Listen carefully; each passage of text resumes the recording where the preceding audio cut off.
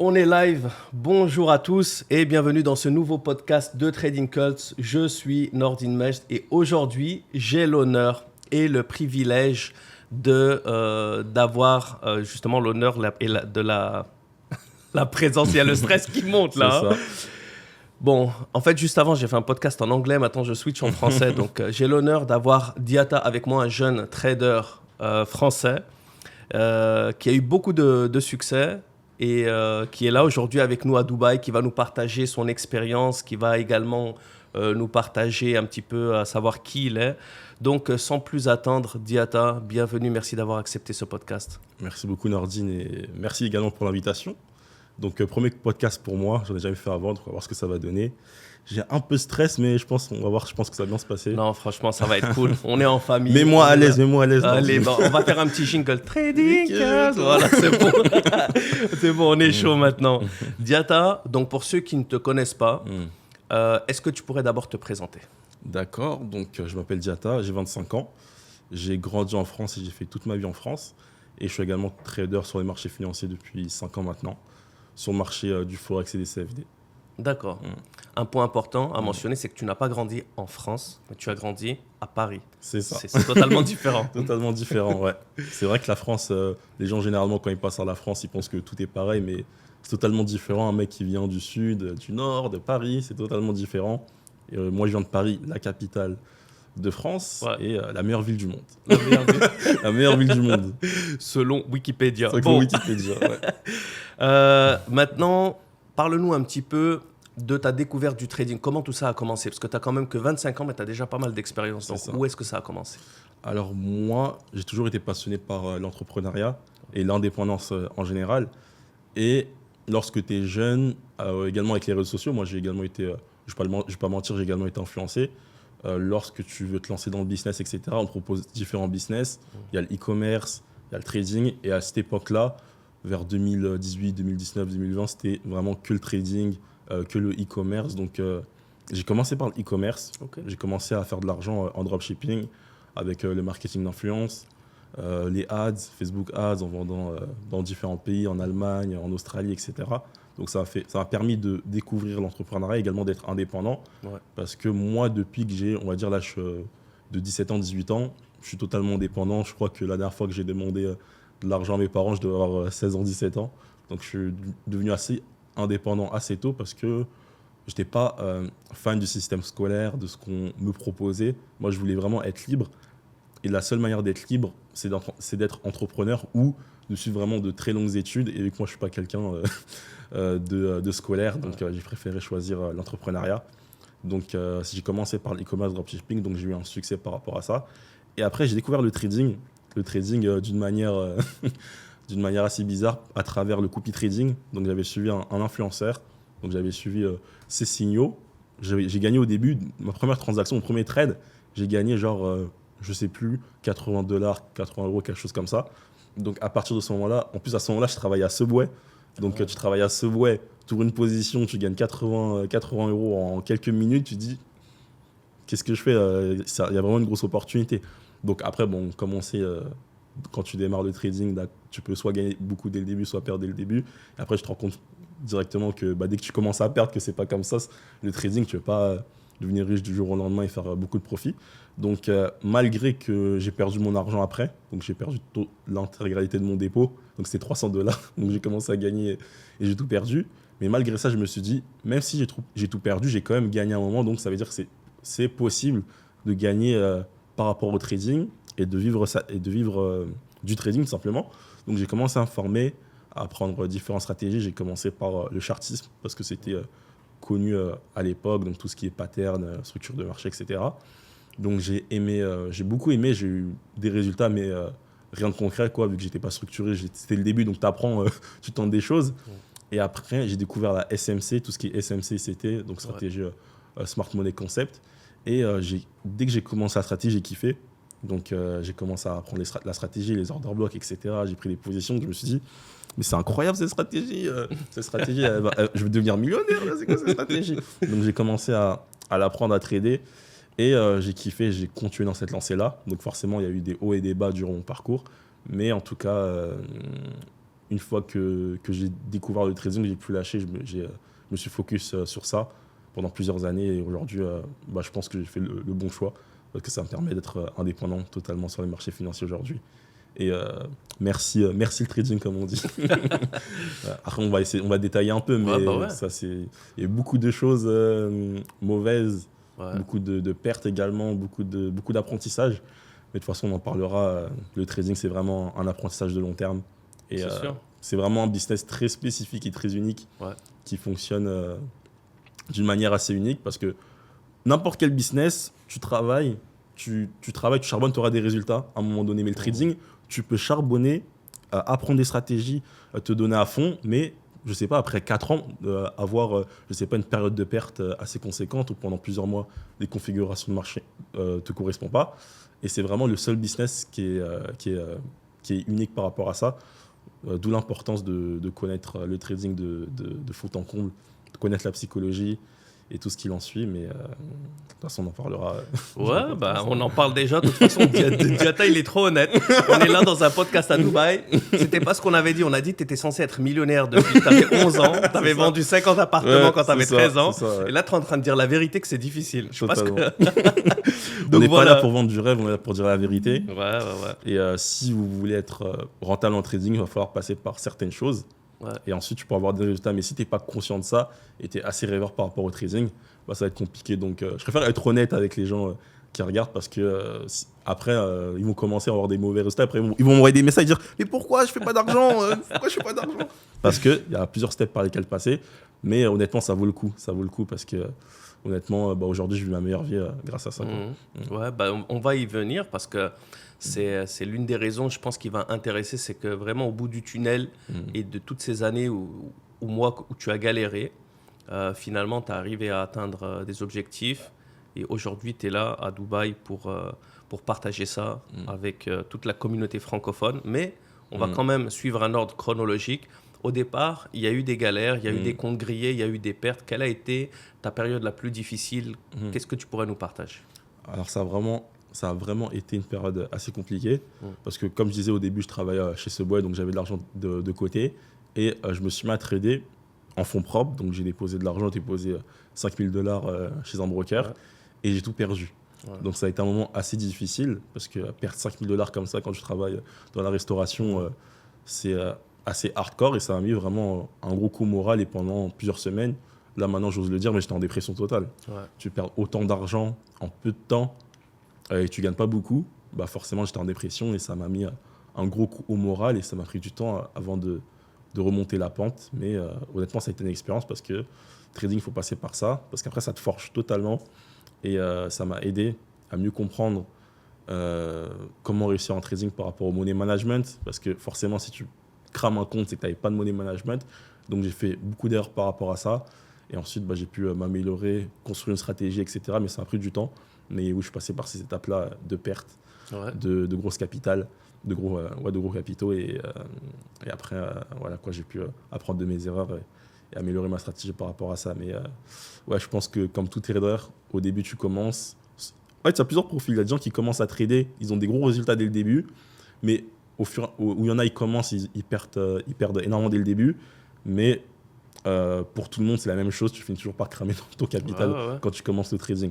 Donc voilà, mais honnêtement, c'est comme ça que tu apprends. Tu as beau payer des formations, le meilleur apprentissage, c'est l'adversité, comme on dit. Donc perdre de l'argent en trading, ça te forge ta psychologie, ça te forge à être meilleur.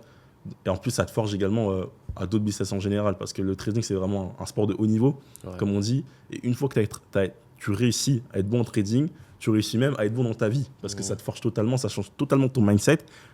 Et le trading, ça m'a rendu beaucoup plus mature, beaucoup plus tôt. Donc honnêtement, c'est une bonne expérience, ça m'a pris énormément. Et si aujourd'hui j'en suis là où j'en suis, c'est grâce à ça. C'est cool. Bon, maintenant, le lifestyle, t'es passé de Subway, tu vois, à maintenant tu voyages le monde, tu es un trader, on va dire full-time, à temps plein, indépendant. Quel a été le déclic qui t'a permis de te dire, bon, maintenant, je fais ça de manière sérieuse, le trading, ça va devenir mon revenu principal?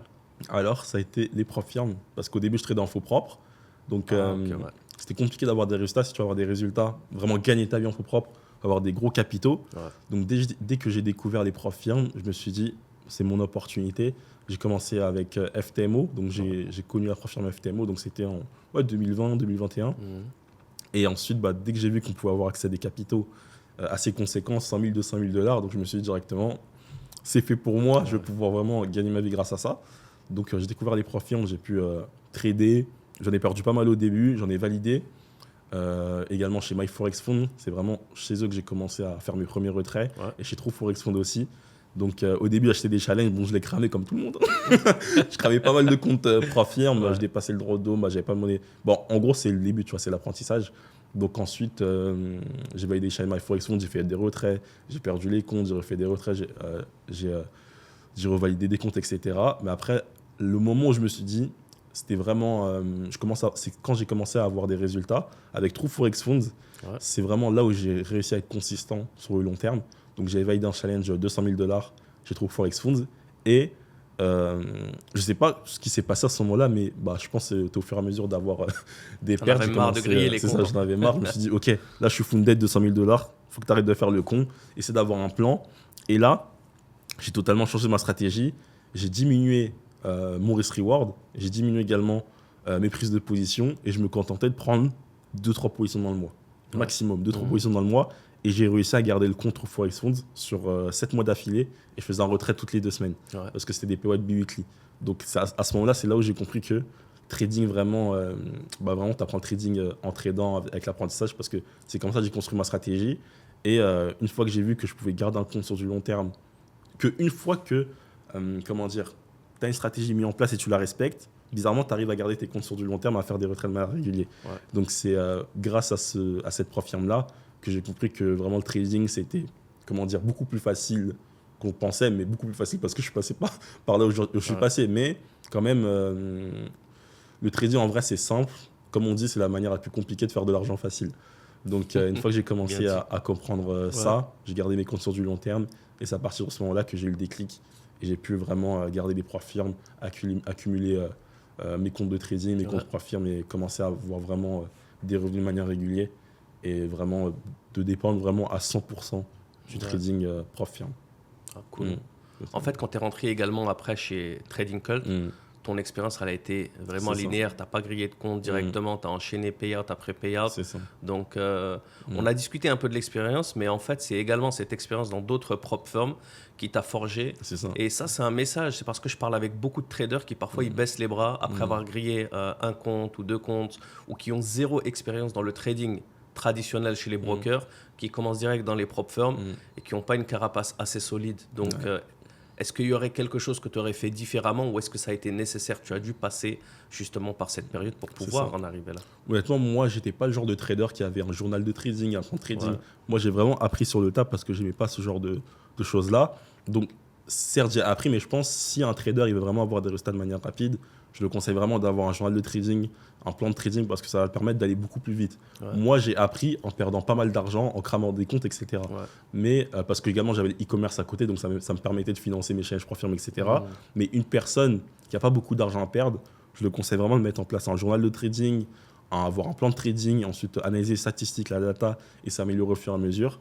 Parce que honnêtement, ça te fera gagner beaucoup de temps et pas mal d'argent également.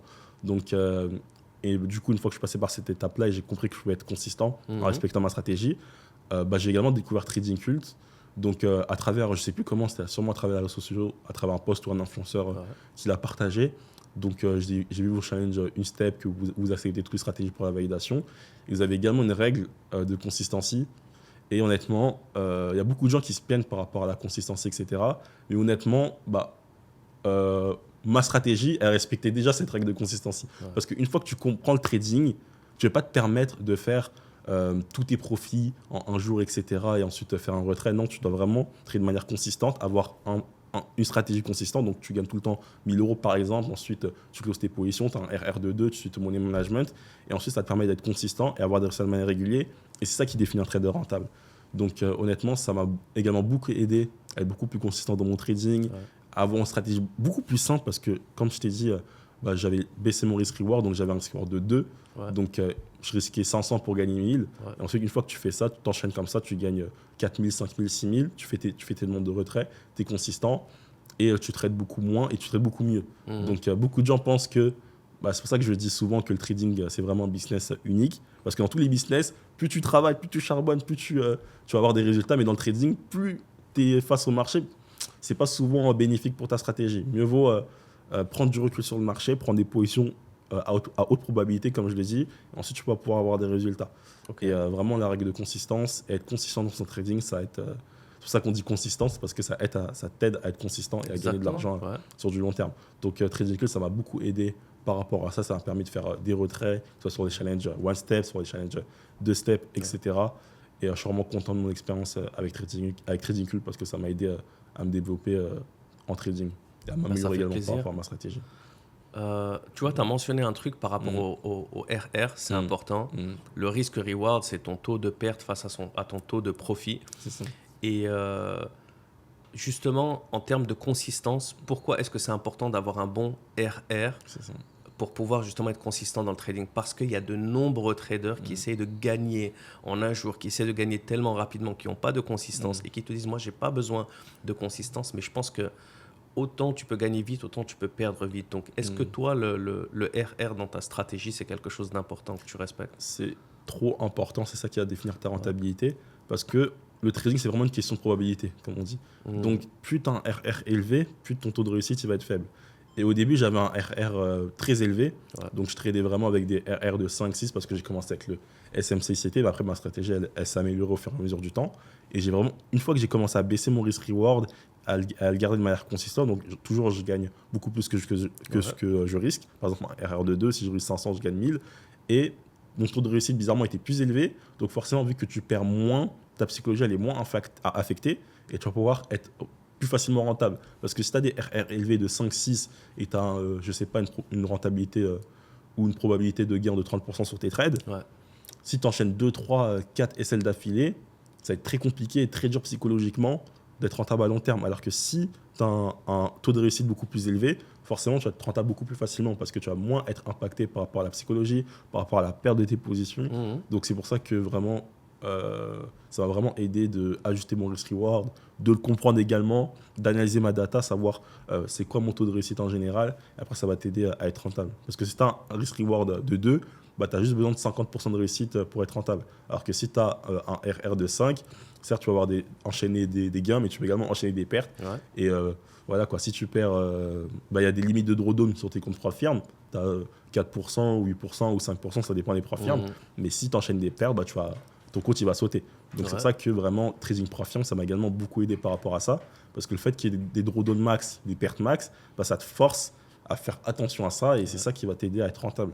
Donc honnêtement, vraiment le risk-reward, comprendre sa stratégie, son taux de réussite, c'est trop important et c'est ça vraiment qui va définir ta rentabilité sur le long terme. Tu vois, ça me fait vraiment plaisir que tu commences par ça parce que tu vois, au fil des années, tu parles avec des traders du monde entier et il y en a beaucoup, surtout, tu vois, les beginners qui commencent dans leur première année, ils se font un petit peu parfois influencer par la performance. C'est tout sur la performance. On te montre des téléphones avec des 100 000 $ faits par jour. On te montre beaucoup de lifestyle. Il n'y a pas la substance derrière. Toi, maintenant, tu commences par la base, par la protection du capital, par le risque rewards. Et c'est quelque chose... on va dire que quand tu parles avec beaucoup de traders qui, eux, ont du succès, eux, ont de l'expérience, généralement, ils ont tendance à commencer à parler de ça plutôt que de parler directement de leur performance. Donc, ça, c'est vraiment cool. Maintenant, en termes de stratégie, parce que maintenant, on a fait la base, le sérieux, c'est quoi? C'est le risk-reward, protéger son capital. En termes de stratégie, quel type de trader tu es? Tu es plutôt scalper, day trader, swing trader? Alors, tout dépend, honnêtement, les types de comptes sur lesquels je trade. Mais on va parler déjà de mon type de stratégie, pardon. Donc moi, je suis plus day trader lorsque je suis funded, mais lorsque je suis day trader et swing lorsque je suis funded, mais lorsque je valide un challenge, je suis plus en scalping parce que honnêtement, je ne peux pas me permettre de passer 3 semaines, 1 mois, 2 mois à valider un challenge. Donc je préfère valider le challenge rapidement en adoptant une stratégie différente pour la validation. Et parfois, ça m'arrive également de risquer plus, 1%, 1,5 ou 2% maximum. Mais au moins, je suis funded rapidement et je vais pouvoir trader, ensuite baisser mon risque une fois que je suis funded et trader et garder mes comptes sur du long terme. Donc là, c'est une stratégie pour moi parce que je suis déjà rentable, j'ai déjà de l'argent également, et c'est pas un problème pour moi si je perds des comptes. Ouais. Mais si j'ai un conseil à donner à une personne qui démarre en trading, Ouais. je conseille vraiment de risquer pas plus de 1%, et vraiment et d'avoir une stratégie en corrélation avec sa personnalité, ce qu'il aime, sa stratégie qu'il préfère également. Parce que moi, certes, le day trading, le swing, ça me convient en funded, mais il y a d'autres personnes, c'est pas les stratégies qu'ils aiment parce qu'ils n'aiment pas garder des positions sur le long terme. Et moi, lorsque je suis funded, j'aime bien garder des positions sur plusieurs jours parce que déjà, je trade le forex, donc c'est des marchés assez lents, c'est pas comme le gold, etc. Donc, si je prends une position sur l'euro USD, potentiellement, je vais l'ouvrir à la session de Londres lundi et potentiellement, je vais clôturer. Ça dépend de la volatilité, les annonces qu'il y aura. Ouais. Mais peut-être, je vais garder la position pendant 3-4 jours. Ouais. Alors qu'il y a d'autres personnes, ils ne pourraient pas tenir une position comme ça. Mais honnêtement, c'est une stratégie qui me convient. Donc, en challenge, je risque un peu plus et je suis plus day trading, scalping. Mais lorsque je suis funded, j'ai une stratégie beaucoup plus swing à garder une position sur du long terme. Parce que vu que je suis dans un RR22, sur le Forex, honnêtement, j'ai remarqué que la probabilité de gain de tes setups, quand tu fais du swing trading, elle est beaucoup plus élevée. Ta psychologie, elle est moins affectée. Donc, je préfère trader de cette manière-là. Après, en termes de stratégie concrète, j'ai commencé avec le chartisme, ensuite l'ICT SMC. Ouais. Mais là, j'ai beaucoup plus simplifié ma stratégie parce que plus tu fais du swing, plus tu as moins besoin d'analyser le graphique. Donc, je me concentre vraiment uniquement sur la structure de marché. Ouais. La structure de marché, comprendre la tendance de fond, analyser mes plus bas, mes plus hauts, et ensuite également regarder les zones de liquidité. Donc, c'est vraiment que ça que je fais. Je regarde la tendance, je trade dans le sens de ma tendance, j'attends des retracements sur des zones de liquidité et liquidation intéressantes. Ensuite, je prends une position à RR22 pour clôturer. Donc, avec le temps, j'ai compris que la stratégie, c'était important, mais ce n'est pas ce qu'il y a de plus important. Le plus important, c'est d'avoir un plan et de respecter. Et peu importe ta stratégie, tu peux être rentable si tu la comprends, si tu la connais, si tu connais sa probabilité de gain. Et une fois que tu as compris ça, tu comprends que la stratégie, c'est vraiment quelque chose de... plutôt la stratégie en matière d'analyse de marché, c'est quelque chose de secondaire par rapport à ton plan. Parce que les gens, ils vont trader des stratégies où les gens peuvent en rigoler, je sais pas, des croisements moyennes mobiles. Honnêtement, un mec qui trade une stratégie comme ça, les croisements moyennes mobiles, il aura plus de chances d'être rentable s'il a un plan et une stratégie qu'un mec qui trade tous les concepts de ICT mais qui a zéro plan. Donc le plus important, c'est d'avoir une stratégie simple que tu maîtrises à 100% et avoir un plan derrière qui te permet d'être rentable à long terme. Donc vraiment, connais sa stratégie par cœur, ses résultats, et ça qui va t'aider à être rentable à long terme. Okay. Donc voilà. Diata, il est généreux, tu balances punchline sur punchline. Ouais. Franchement, on voit que tu as l'expérience et qu'il y a une évolution dans ton trading. Moi, il y a une question qui est super importante, qui revient souvent. Et là, vu que tu le mentionnes, tu recherches par exemple les zones de liquidité, tu analyses les tendances. Ça ne m'a pas l'air d'être quelque chose de figé. On vit aujourd'hui dans une ère de l'IA, des robots, des EA, et par exemple croisement de moyenne mobile, ou bien tu sais un RSI stochastique. Tu as des EA qui combinent certains indicateurs et ils ouvrent des positions et les gens croient avoir trouvé justement le Saint Graal qui leur permet de simplement allumer la machine, laisser tourner et faire rentrer les profits. Et je suis passé également par ces périodes-là où j'ai essayé beaucoup de robots. Je sais qu'également, tu vois, tu es passé également par des périodes où tu essaies de trouver des stratégies qui sont simples. Mais maintenant, tu as un trading qui est plus dynamique. Donc, est-ce que tu penses qu'aujourd'hui, c'est possible d'avoir juste un trading qui est simple, on va dire qui est fixe, plutôt qu'un trading qui dépend de plusieurs facteurs que tu es capable de rendre malléable, en fait, avant d'ouvrir la position? Pour moi, tout simplement, on finit jamais d'apprendre en trading. Donc, lorsque tu as ta stratégie, tu es obligé de la modifier avec le temps parce que tout simplement, tu deviens un trader beaucoup plus complet. Ouais. Donc, tu es également obligé d'apprendre de nouvelles choses, de t'impliquer plus sur ta stratégie. Et honnêtement, ma stratégie d'il y a 5 ans, aujourd'hui, elle a beaucoup évolué. Je sais que dans 5 ans, ma stratégie, elle évoluera également parce que les marchés évoluent, les tendances de marché évoluent. Par exemple, là, avec Trump, le marché est totalement différent que quand c'était Biden. Exactement. Et tu es obligé de faire attention à ça. Donc, honnêtement, tu dois vraiment faire évoluer ta stratégie par rapport aux configurations de marché. Par exemple, des fois, certes, ma stratégie, elle est simple, je la réplique, mais des fois, potentiellement, pendant 2 semaines, je ne vais pas ouvrir de position. Parce que le marché, il ne me donne pas les configurations qu'il faut pour prendre une position. Donc, si tu gardes la même stratégie, ça va te forcer forcément à être patient. Mais honnêtement, si tu veux vraiment évoluer en trading, tu dois vraiment améliorer ta stratégie, comprendre le marché, comprendre plus le côté fondamental. Et c'est quelque chose que tu dois vraiment mettre en place si tu veux évoluer en trading. C'est vraiment améliorer ta stratégie au fur et à mesure du temps et pas rester figé dans le temps parce que tu vas rester tu vas avoir une stratégie de 2020, en 2025, du coup, tu vas être en retard. Donc, il faut vraiment pas totalement changer la stratégie, mais vraiment la faire évoluer avec le temps, prendre en compte le contexte économique actuel, etc. Ouais. Et après, ça va t'aider à avoir des résultats, même quand on est dans des périodes un peu plus compliquées au niveau des graphiques. Parce que sinon, tu vas rester patient et pas prendre de position pendant plusieurs semaines parce que le marché aura totalement changé. Et vu que toi, tu ne prends pas en compte le contexte actuel, tu vas pas prendre de position ou prendre des positions et te faire essayer à chaque fois. Donc, il faut vraiment faire évoluer sa stratégie avec le temps, comprendre la cyclicité des marchés et ça va t'aider à être beaucoup plus performant. Très fort, ouais. Mais tu vois, même si tu fais évoluer la stratégie, même si tu as gagné de l'expérience, tu es passé de l'autre côté, on va dire maintenant tu es considéré comme un trader rentable ou je ne sais pas si on peut même dire professionnel vu que tu vis vraiment du trading. La question c'est, parce qu'il y a beaucoup de personnes qui sont dans leurs 6 premiers mois, ils sont en train de prendre leur premier challenge. Encore une fois, faut faire attention aux réseaux sociaux.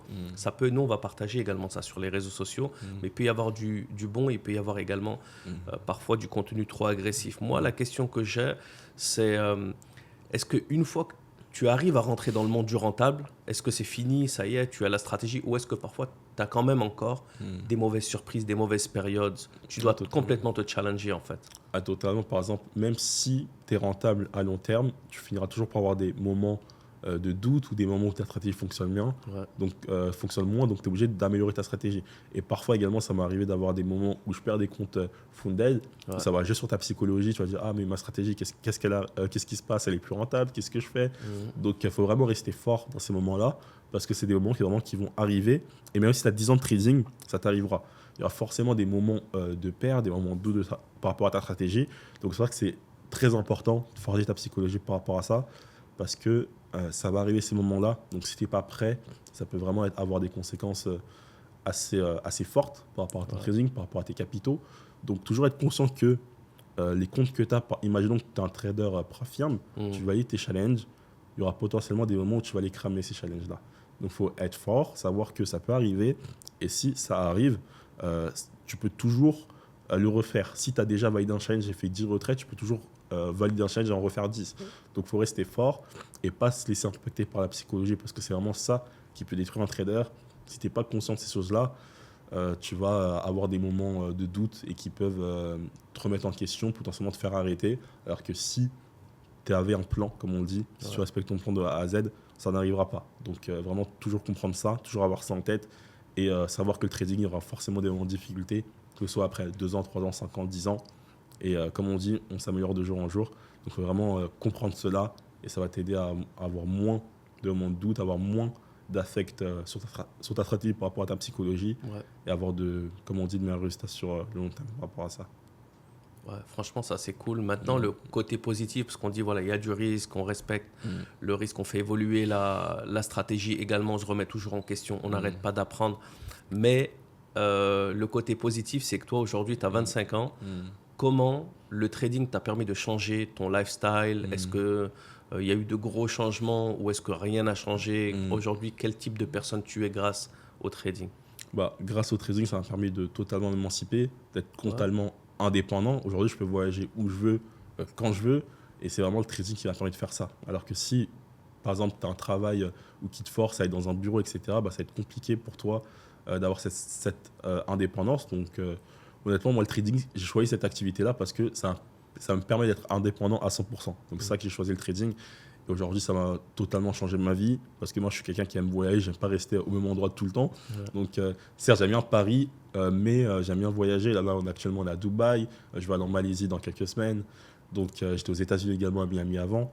Donc, honnêtement, le trading, c'est pour ça que j'ai commencé cette activité parce que ça me permet de pouvoir faire tout ça, gagner ma vie où je veux, comme on dit. Donc, honnêtement, j'ai fait le meilleur choix parce que le trading, c'est vraiment le business qui me correspond le plus et qui me permet d'avoir accès à cette liberté, tout simplement.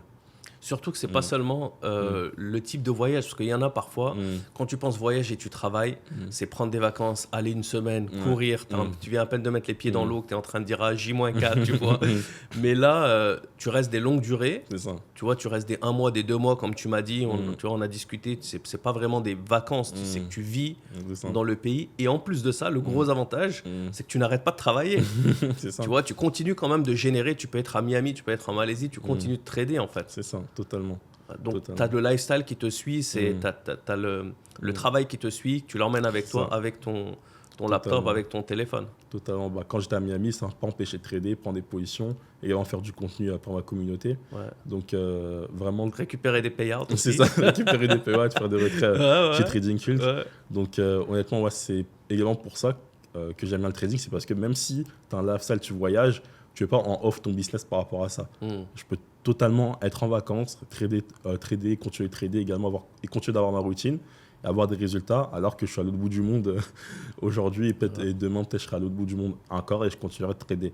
Donc c'est ça que vraiment le trading c'est vraiment le business qui me correspond le mieux. C'est cool. Et tu passes, tu vois, encore une fois, le laptop lifestyle, il y en a qui te disent je me lève le matin, je saute dans la piscine, je trade 2-3 minutes, tout ça. Toi, tu passes combien de temps devant les graphiques? Alors ça a totalement évolué. Avant, je passais vraiment énormément de temps sur les graphiques. Je restais des heures sur les graphiques, etc. Mais là, ça a totalement changé. Je me connecte sur les graphiques, j'analyse mes charts en 5 minutes. Ensuite, je mets mes alertes, je me casse, j'attends mes alertes, elles sonnent. Je regarde quand le prix sur mes zones, j'attends mes confirmations, je prends une position. Donc potentiellement, ça se trouve, mon analyse, elle va durer 15 minutes. Ouais. Mais maintenant, je pense vraiment avec l'expérience que tu apprends ça, juste en regardant les graphiques 10 secondes, je sais déjà à peu près mon setup, etc. J'ai pas besoin de tracer mes analyses. J'arrive à voir directement, ensuite je trace pour confirmer les confirmations, etc.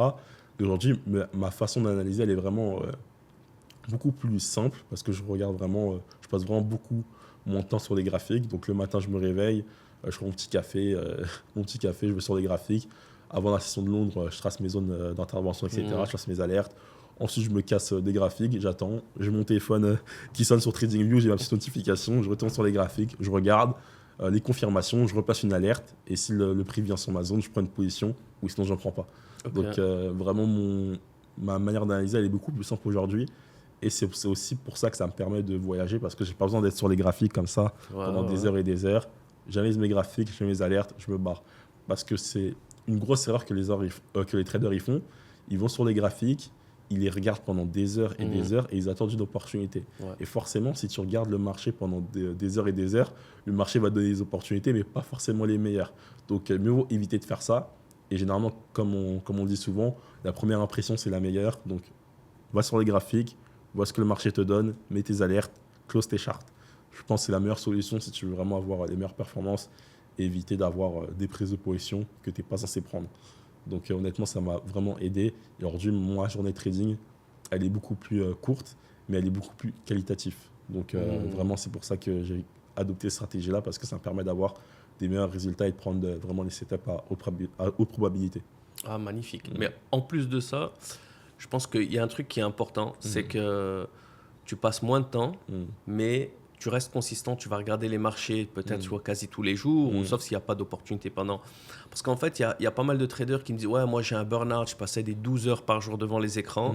Après, j'ai trop over-trading ou bien j'ai pas tradé, je suis resté devant les graphiques. » Et après, il switch off et il revient. Moi, c'est une habitude que j'ai prise et c'est ce qui peut te permettre, tu vois, c'est comme quand tu prends une bonne habitude, il vaut mieux faire 15 minutes par jour que 2 heures une fois par, tu vois, toutes les 2 semaines, en fait, dans n'importe quelle habitude. Donc, quand tu suis les marchés, ça te permet d'avoir de la continuité, tu te rappelles de ce qui s'était passé hier, tu as toujours tes mêmes zones, tu vois ce qui a évolué. C'est exactement ça que tu fais également, ou bien tu laisses des fois les marchés comme ça 2 semaines sans regarder comment ça se passe? Non, je regarde toujours les graphiques. Tous les matins, j'ai ma routine, je me lève, je regarde les graphiques, j'ai mes alertes, et comme mes alertes sont déclenchées, je regarde, mais tous les jours quand même, je regarde un œil sur les graphiques, parce que si pendant plusieurs semaines, tu ne regardes pas tes graphiques, tu peux perdre cette vision-là, parce que comme je dis, moi je traite des structures de marché, donc il faut vraiment que je comprenne la tendance de fond, la tendance court terme, donc je suis quand même obligé de regarder le graphique assez souvent. Mais vraiment, je regarde juste la structure de marché, parce que ça, pour moi, qui est le plus important. Pour moi, la structure de marché, c'est 80% de ta stratégie, parce que tu as juste à suivre la tendance, et généralement, dans 80% des cas, le graphique va suivre cette tendance-là. Donc, tu as juste à chercher ta position par la suite. Ouais. Mais si tu regardes pas cette structure de marché, honnêtement, tu te limites par rapport à ta stratégie et c'est beaucoup plus compliqué. Et ta probabilité de gain elle est beaucoup plus faible que si tu traites dans le sens de ta tendance. Donc, je suis vraiment obligé de regarder tous les jours le graphique pour analyser ma tendance de marché, les plus bas, les plus hauts, et ça permet de prendre des positions de la meilleure des manières. Ah, c'est cool, c'est cool. Maintenant, j'aimerais aborder un autre point qui est un petit peu différent aussi. On a parlé trading, on a parlé money management, ton expérience, ton évolution. Il y a une chose qui revient assez souvent. Je peux l'expliquer, mais j'aimerais que tu l'expliques à ta manière, c'est important. C'est que tu as évolué comme trader, on va dire solo, de trading traditionnel. Tu es passé au prop trading également. Maintenant, c'est ton gagne-pain aujourd'hui. Mais quand même, tu as une partie où tu passes du temps à partager du contenu et à éduquer une communauté.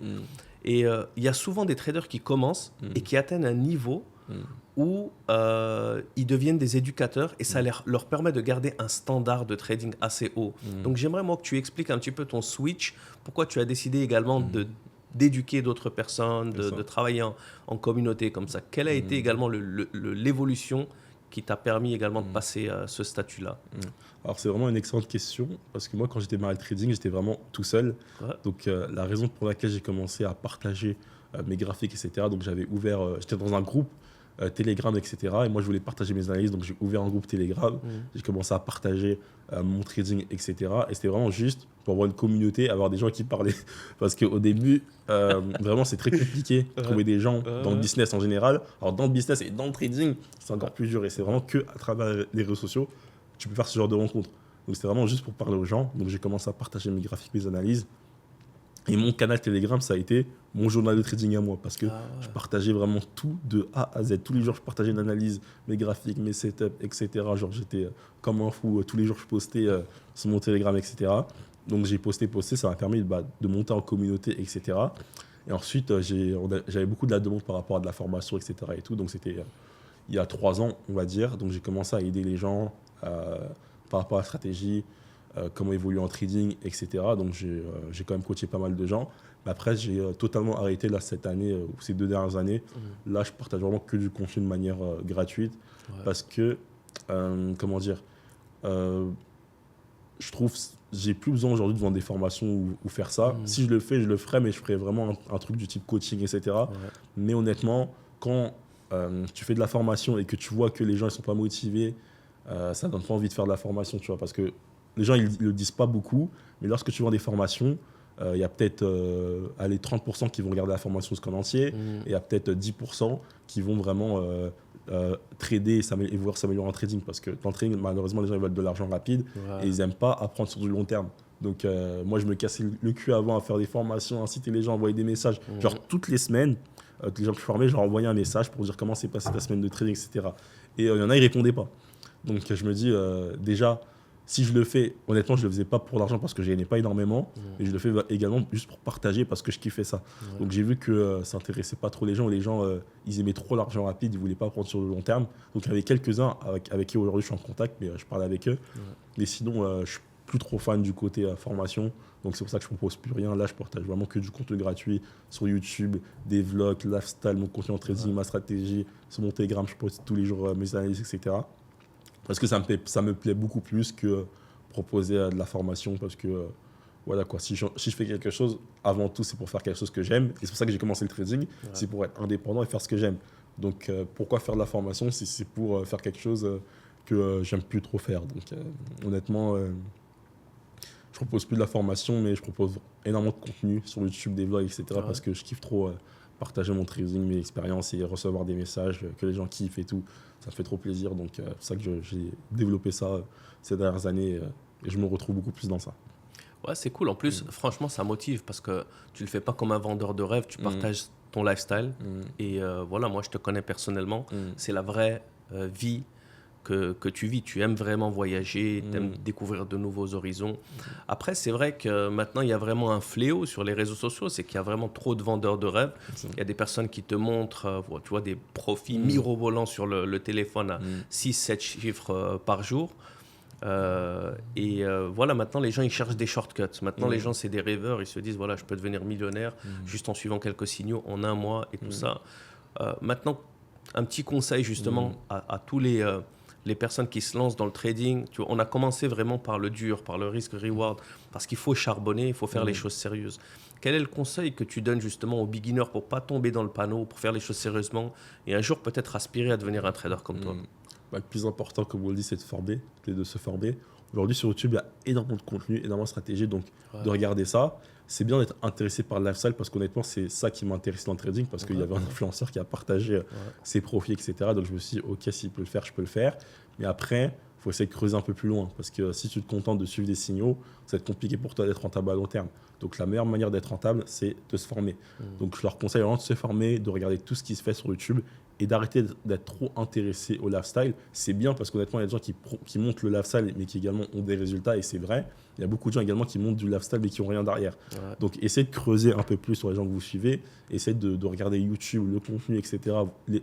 Les formations, essayez d'en apprendre un peu plus. Parce que si vous rentrez dans le trading en vous disant « Ok, je vais faire de l'argent rapide, dans 2 semaines, je vais être millionnaire », honnêtement, tu vas juste perdre ton argent.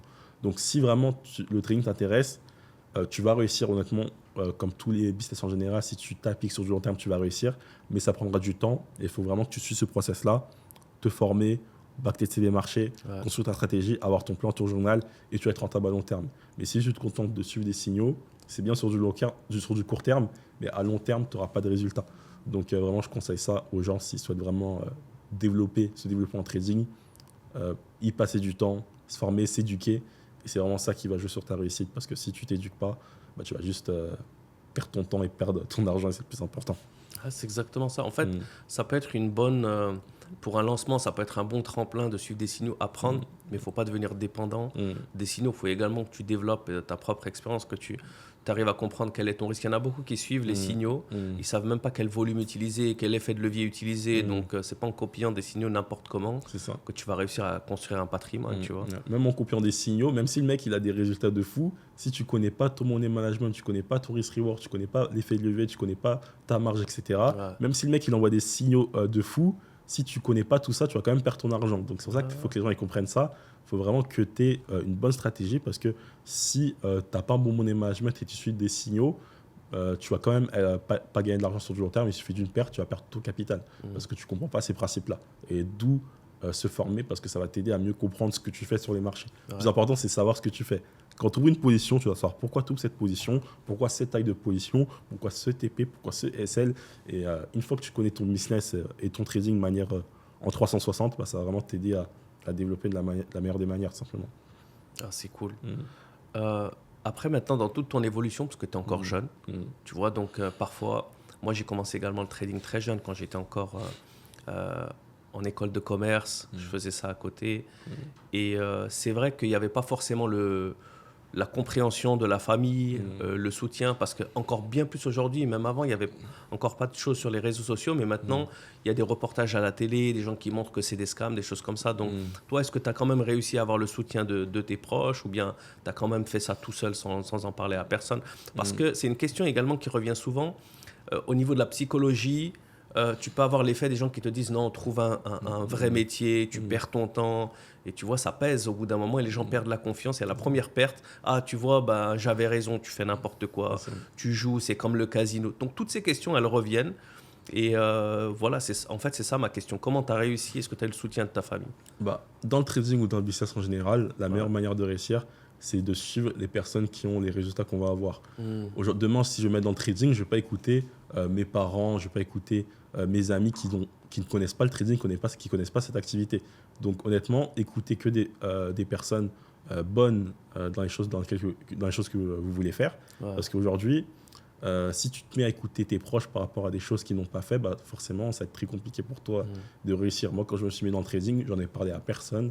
Je me suis focus sur ça tout seul. Pareil, quand j'ai fait du business, du e-commerce, etc., je me suis concentré sur ça tout seul parce que je sais que les personnes autour de moi, elles n'ont pas les résultats que je veux avoir. Donc, honnêtement, je pense que si tu veux vraiment te développer en trading, écoute vraiment que toi et les personnes que tu penses être honnête dans ce sujet-là et ça va vraiment t'aider à avoir une meilleure vision parce que si tu écoutes des gens qui ont beaucoup de biais, qui ne connaissent pas vraiment le business en général, qui connaissent juste le business à travers les réseaux sociaux, à travers Internet, les reportages télé, c'est compliqué pour toi.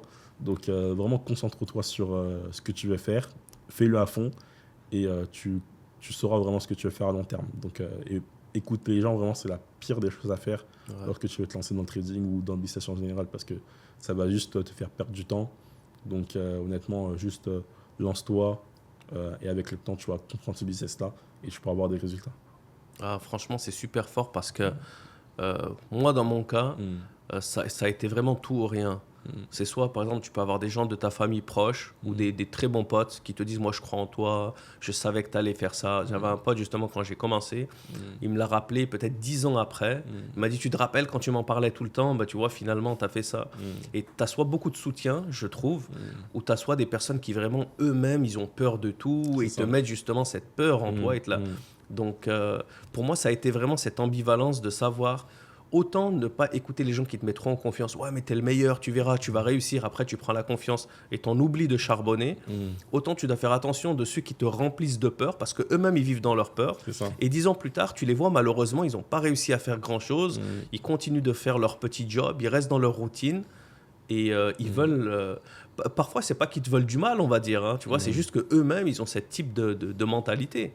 Donc, il faut faire attention par rapport également à l'environnement où tu vis. Des fois, l'environnement, il n'est pas propice à cette réussite. Tu vois, quand tu es dans un environnement où la majorité des gens travaillent dans des jobs, on va dire, réguliers, que tu n'as pas un environnement d'entrepreneur, c'est difficile d'avoir ce genre de discussion.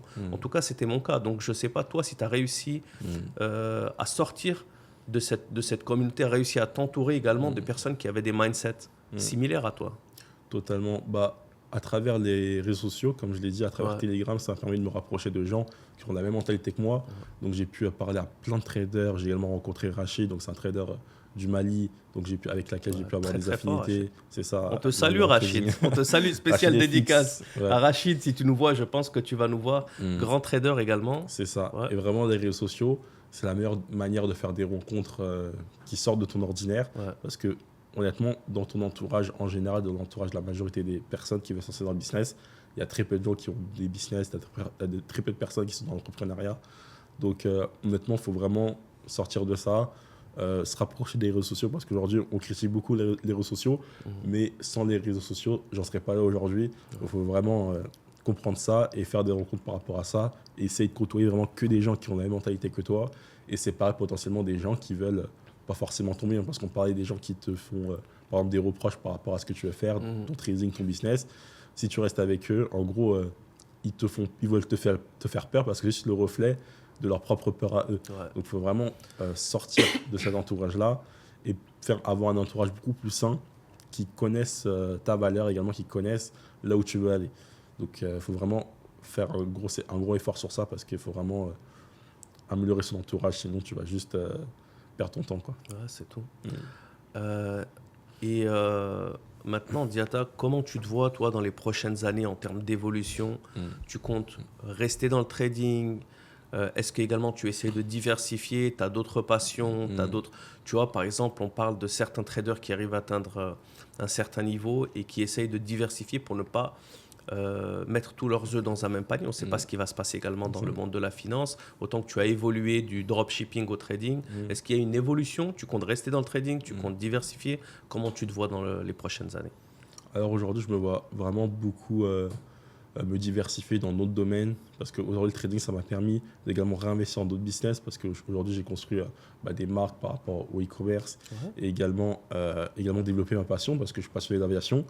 Et ça a permis également de financer ma formation de pilote de ligne, parce que je fais ça en plaisir de mon trading. J'ai passé ma licence de pilote privé, j'ai passé également ma théorie de pilote de ligne, la TPL, et ça a permis de financer ça. Et c'est une formation qui est assez onéreuse, donc elle coûte environ 80 000 €, et c'est le trading qui a permis de financer ça. Alors honnêtement, le trading, c'est vraiment la meilleure opportunité de réinvestir par la suite, parce qu'il faut vraiment comprendre que l'argent que tu fais à travers le business, si tu ne le réinvestis pas, tu vas finir par le perdre ou le dépenser. Donc vraiment, aujourd'hui, ça m'a permis d'investir en moi-même. Par exemple, la formation que je fais, ça, je la fais pour le plaisir.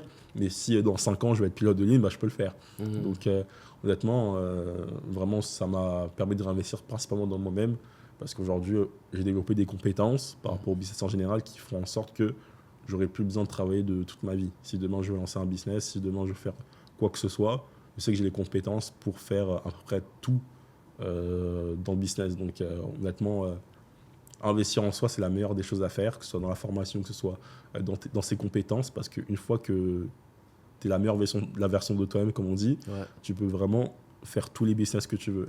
Et ça, les gens ne comprennent pas, ils ont peur d'investir dans eux-mêmes parce qu'ils ne croient pas en eux. Mais une fois que tu fais ça, tu es vraiment libre de faire tout ce que tu veux. Donc, honnêtement, mon meilleur investissement, c'est en moi-même. Ah, c'est cool. Mais tu vois, ça c'est un secret qui a beaucoup, beaucoup de valeur parce que, encore une fois, tu vois, on essaye de partager de la vraie expérience. On n'a pas préparé ce podcast. Tu vois, autant j'ai quelques petites questions pour suivre une ligne et être un minimum organisé, pas oublier des points, autant on n'a pas préparé. Donc, c'est en freestyle et tu partages vraiment ton expérience avec beaucoup de honnêteté. Ça, je t'en remercie. Mais tu vois, il y a beaucoup de vendeurs, pas forcément des vendeurs de rêves, mais il y en a qui te disent tout dans le trading. Il ne faut pas oublier que le trading, ça reste de la spéculation. Tu peux gagner un jour, tu peux perdre un autre jour. Même si tu as de l'expérience, tu dois toujours te remettre en question. Et l'une des choses des traders qui ont beaucoup de succès, moi, la première chose que j'ai voulu investir, ça a été également dans l'immobilier. Il faut trouver une assurance, il faut trouver également quelque chose pour avoir un backup, pour ne pas baser toute sa vie sur la spéculation. Donc, le trading, ça peut être un tremplin qui peut te permettre de t'élever plus que peut-être n'importe quel job va réussir à le faire. Mais également, il y a le revers de la médaille. Donc, c'est quand même assez intéressant de sécuriser le truc. Donc, toi, tu t'as fait ça également avec une formation d'aviation. Je t'en félicite.